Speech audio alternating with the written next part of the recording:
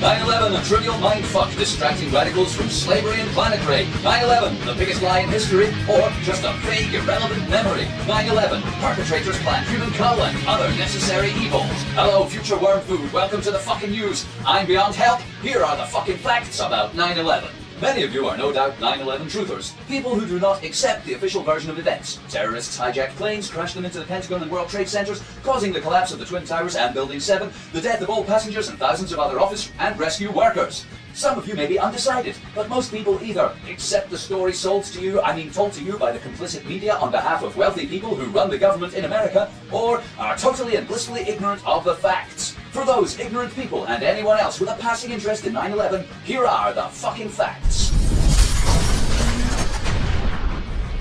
Anyone who has seen video of the World Trade Center buildings being demolished and still believes they fell down because of fire is a delusional idiot fuck and deserves a life of slavery, exploitation, and ultimately extermination. Their removal from the gene pool will only improve future generations of humanity, saving us from genetic traits such as gullibility, stupidity, complacency, and blind acceptance of authority. It's these people who enslave us. The poorly educated, mindless, brain-dead, complicit, half-wit, zombie idiot fucks. Yes, you, the sleepwalking sycophants to authority. The ones staring at the naked body of building demolition, but seeing the exquisite emperor's clothes woven into your minds by lies and cognitive dissonance. How anybody can watch the World Trade Centers or Building 7's complete collapse and destruction in seconds after comparatively small fires in a few floors and not see demolition at work beggars belief. Steel skyscrapers do not fall down. They never have, and they never will again.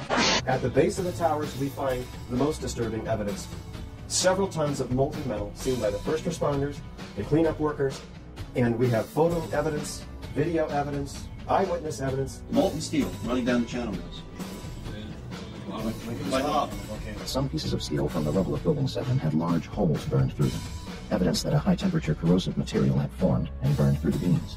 Active thermitic material discovered in dust from the 9/11 World Trade Center catastrophe. I was examining a dust sample, and what I found was a chip. Red on one side, gray on the other. The red side is composed of tiny iron oxide particles and aluminum. And these are the components of thermite. Then what you see in all four samples that we studied in this detail: carbon, oxygen, iron, and aluminum. That was surprising to me to see silicon and carbon, but then we find in the literature that's what these guys are doing in the weapons labs. They're adding organic, because that gives you the explosive force. He took one of these chips and he put it in the differential scanning calorimeter, and sure enough, it went off at right about 430 centigrade, but more importantly, the peak was high, which means a lot of energy released, and narrow, which means it blew up. Regardless of how it was done or who was responsible, what happened to the Twin Towers seems obvious enough. They were brought down in a highly engineered, unconventional, controlled demolition. It was a psychological attack on the American people, and it was pulled off with military precision. Everyone agrees that climate change is the biggest challenge facing humanity. That's the constant claim of the political elite, and it's a lie. Everyone does not agree. The science is settled, said Al Gore, which is the most unscientific statement you could meet. Wait a minute. That shot looks just like the one in the opening credits of The Day After Tomorrow. Yeah, that's our shot. That's a fully computer-generated shot. There's nothing real in there. 700 scientists from more than 400 institutions in more than 40 countries in the last 20 years have contributed to papers that I know about and can, on notice, list, saying that the medieval warm period was real, was global, and was noticeably warmer than the present, so that there's nothing special about today's temperatures. The emails leaked from the East Anglia Climate Centre in England showed extensive efforts to make the data show warming where none existed. We see evidence of fraud within the emails themselves, evidence of fraud within the code itself, and we have complete suppression of the scientific method. They had control of their own peer review process. Their Orwellian consensus is based not on scientific agreement, but on bullying, censorship, and fraudulent statistics. When I looked in the data, I found a pattern of deletion of thermometers that was surprising, to say the least. At the peak, there were about 6,000 thermometers in the data series, and then around 1989 to 1990, it suddenly plummeted to around 1,500. They were comparing a period where they had thermometers in cold places with a current set of temperatures where they had deleted the thermometer from the cold places. They did their average based on the old network with all its cold stations, and they're taking only the current data and comparing that to the averages from before, ensuring that you're going to find warming. The world is cooling. Global warming is a fraud. If our carbon footprints are not changing climate, well, what is? The latest research is zeroing in on cosmic rays from deep space, interacting with our atmosphere to create more low clouds, leading to climate change. Clear cycles in the temperature, big cycles, these are the glacial epochs, and then we have some warming period, we are here, so this is the total time, so we have a warming period, and associated with this large cycle of the temperature, we have large cycles in the CO2, okay? So it is evident that these cycles could not be caused by humans. There were no humans during this period. We are talking 400,000 years ago. Okay, humans are here. So it's evident now these cycles were not caused by this cycle, but were caused by what? Were caused by what is known as the Milankovitch cycles. They are cycles in the eccentricity of the Earth orbit.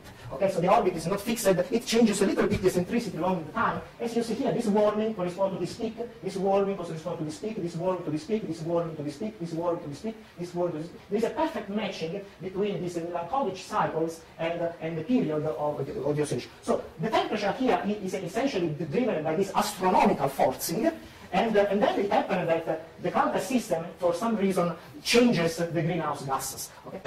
As true scientists always say, more research is needed.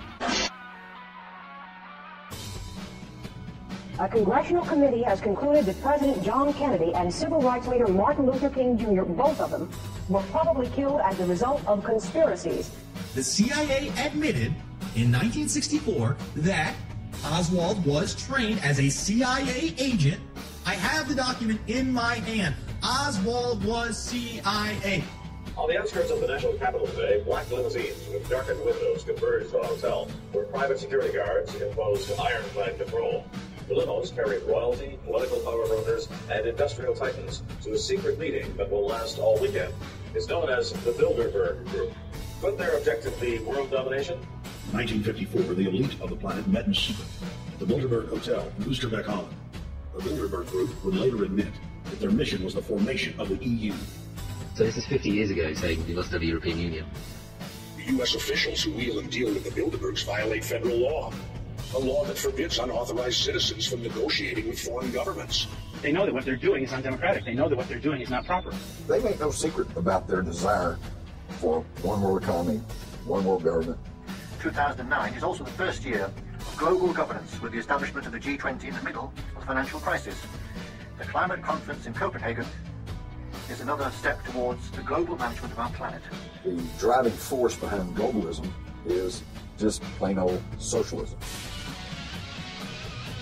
The wealthy elite who have the money and the power know that if they can create a one world global social system, that they can control the central authority. In other words, world domination.